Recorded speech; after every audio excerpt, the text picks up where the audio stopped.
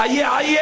کہتے ہو ظلم کیا ہے، کہتے ہو بڑی زیادتیاں کی ہے، عمر نے ابو بکر نے بڑی زیادتیاں کی ہے۔ ہم نے کہا بتلاؤ تو صحیح زیادتی کیا کی ہے؟ جاؤ جاؤ، تمہیں کیا پتا ہے؟ بیگم کوٹ کے چوک میں کھڑے ہو کے صدیق کو تان و تشنی کا نشانہ بنانے والوں، عمر پہ تان و تشنی کرنے والوں، کہتے ہو ظلم کیا ہے؟ ذرا سوال کرنا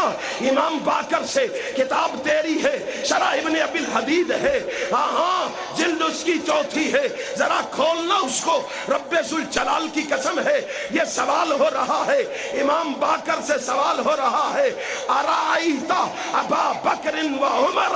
هل ظلماکم من حقکم شیئا؟ اے امام باقر بتاؤ تو صحیح، لوگ کہتے ہیں ابو بکر و عمر نے بڑا ظلم کیا ہے تمہارے ساتھ، تم کیا کہتے ہو؟ کیا ابو بکر و عمر نے تمہارے ساتھ ظلم کیا ہے، تمہارا حق غصب کیا ہے، تمہارا کوئی تمہارے ساتھ زیادتی کی ہے؟ میں جواب کسی ذاکر کا نہیں چاہتا، میں جواب کسی مولوی کا نہیں چاہتا، میں جواب تیرے کسی لیڈر کا نہیں چاہتا، لا 5ویں امام معصوم کا جواب ذرا دل کی تختیوں پہ لکھ، دماغ کی پھٹیوں پہ لکھ، رب ذوالجلال کی قسم ہے تیرا امام معصوم جواب دے رہا ہے، کتاب بھی تیری ہے، الفاظ بھی تیرے ہیں، کلمات بھی تیرے ہیں، لکھ لے، اعلان کر کے کہتا ہوں، کہتا اللہ والذی انزل القرآن علی عبدہ لیکون للعالمین نذیرا هل ظلماکم من حقکم هل ما ظلماکم ما ظلمنا من حقنا مثقال حبۃ من خردل۔